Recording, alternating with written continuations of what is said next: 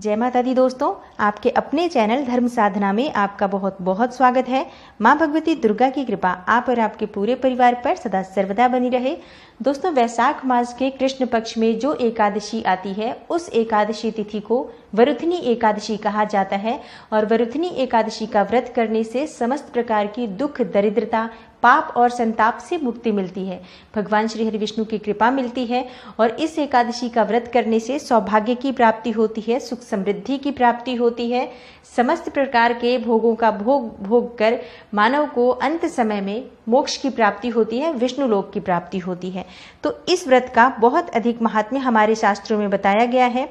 आज की वीडियो में दोस्तों मैं आपसे बात करने वाली हूँ वरुथनी एकादशी की व्रत कथा क्या है, आज के दिन हमें पारण करने का शुभ मुहूर्त क्या है ये भी बताने वाली हूँ, और इसके साथ ही आज हमें कौन सा विशेष उपाय करना चाहिए जिससे कि भगवान श्री हरि विष्णु की कृपा हमें प्राप्त हो, जीवन में सुख समृद्धि सौभाग्य की प्राप्ति हो और आज जो हम व्रत कर रहे हैं एकादशी का, इस व्रत का संपूर्ण फल हमें प्राप्त हो, इसके लिए हमें क्या करना चाहिए। तो वीडियो को पूरा ज़रूर देखिए और अगर आपको आज की वीडियो अच्छी लगे तो इसे लाइक कर दीजिए, ज़्यादा से ज़्यादा इस वीडियो को शेयर कीजिए। बात करें वरुथनी एकादशी व्रत की कथा के बारे में। एक बार अर्जुन श्री कृष्ण से कहते हैं, हे प्रभु, वैशाख मास के कृष्ण पक्ष की एकादशी का नाम क्या है तथा उसका क्या विधान है और इससे किस फल की प्राप्ति होती है, कृपया करके आप मुझे बताइए। श्री कृष्ण कहते हैं, हे अर्जुन, वैशाख मास के कृष्ण पक्ष की एकादशी का नाम वरुथनी एकादशी है। यह सौभाग्य प्रदान करने वाली है। इसका उपवास करने से प्राणी के समस्त पाप नष्ट हो जाते हैं। यदि इस उपवास को दुखी सधवा स्त्री करती है तो उसे सौभाग्य की प्राप्ति होती है। वरुथनी एकादशी के प्रभाव से ही राजा मानधाता को स्वर्ग की प्राप्ति हुई थी। इसी प्रकार धुंधुमार आदि भी स्वर्ग को गए थे।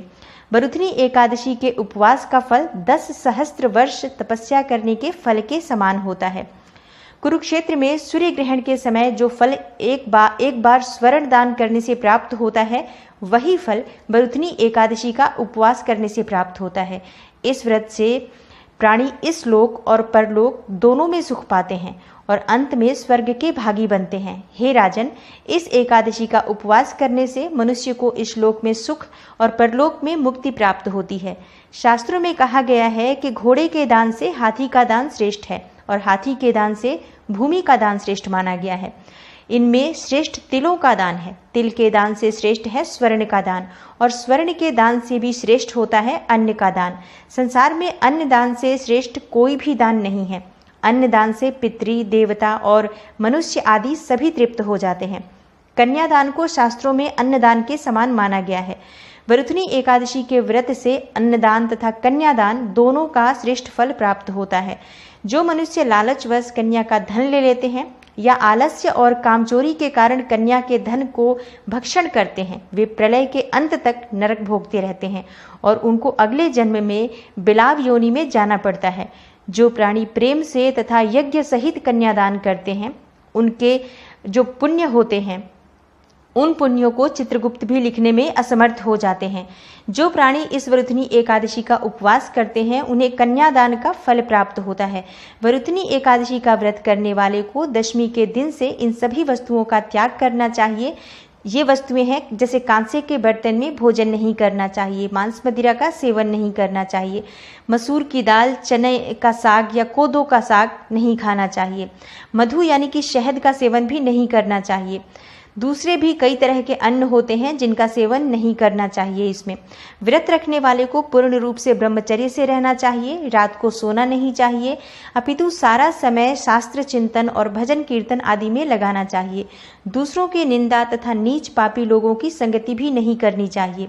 क्रोध करना और झूठ बोलना भी आज नहीं चाहिए। तेल तथा अन्न को भी ग्रहण करने की मनाही की गई है। हे राजन, जो मनुष्य इस एकादशी का व्रत विधान पूर्वक करते हैं, उन्हें स्वर्गलोक की प्राप्ति होती है। अतः मनुष्य को निकृष्ट कर्मों से डरना चाहिए।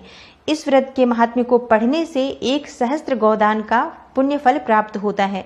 इसका फल गंगा में स्नान करने के फल से भी अधिक माना गया है। वरुथनी एकादशी व्रत कथा।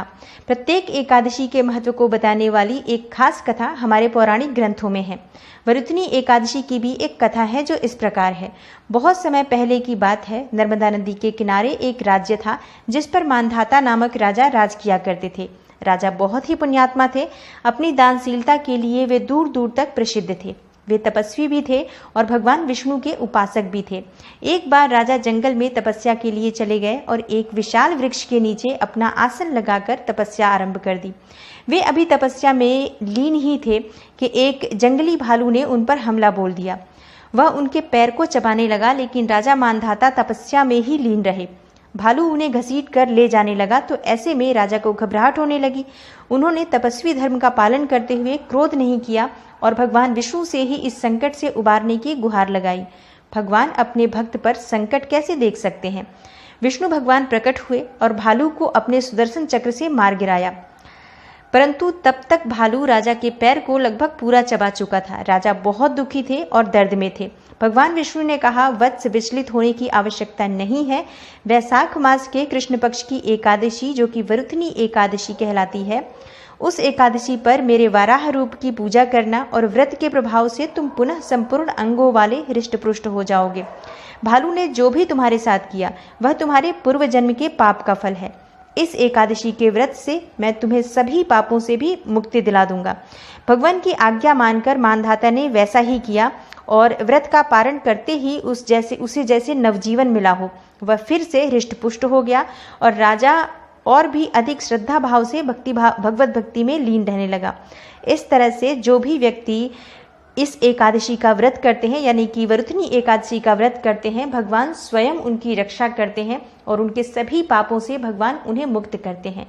जय लक्ष्मी नारायण की। दोस्तों, वरुथनी एकादशी का व्रत 7 मई शुक्रवार को है और तिथि प्रारंभ हो रही है 6 मई को दोपहर में 2:10 से। एकादशी तिथि समाप्त हो रही है 7 मई 2021 की शाम 3:32 पर। वरुथनी एकादशी के पारण का शुभ मुहूर्त है 8 मई को प्रातःकाल 5:35 से प्रातः 8:16 तक और पारण की कुल अवधि है 2 घंटे 41 मिनट की। तो इस समय में आपको पारण करना है। शुभ मुहूर्त में पारण करने से व्रत का संपूर्ण फल हमें प्राप्त होता है। अब बात करते हैं कि आज के दिन हमें किस तरह से भगवान श्री हरि विष्णु की पूजा आराधना करके उन्हें प्रसन्न करना चाहिए। दोस्तों, आज का दिन बहुत श्रेष्ठ होता है, बहुत ही पुण्यतिथि होती है ये। तो आज के दिन आप प्रातःकाल भगवान श्री हरि विष्णु की विधि विधान से पूजा करें। सुबह जब आप भगवान श्री हरि विष्णु की पूजा कर रहे हैं और उनको पीले पुष्प अर्पित करें, पीले फल अर्पित करें, पीले पुष्पों की माला उन्हें अर्पित करें। भगवान श्री हरि विष्णु के विधि विधान से पूजा करने के बाद आज आपको पीपल की पूजा भी जरूर करनी चाहिए। जो भी आपके घर के आसपास पीपल का वृक्ष हो, जहाँ पर पूजा होती हो, पहले से पूजित हो वो वृक्ष, ऐसे वृक्ष की पूजा करने से अनंत गुना फल की प्राप्ति होती है, बहुत शुभ फल की प्राप्ति होती है।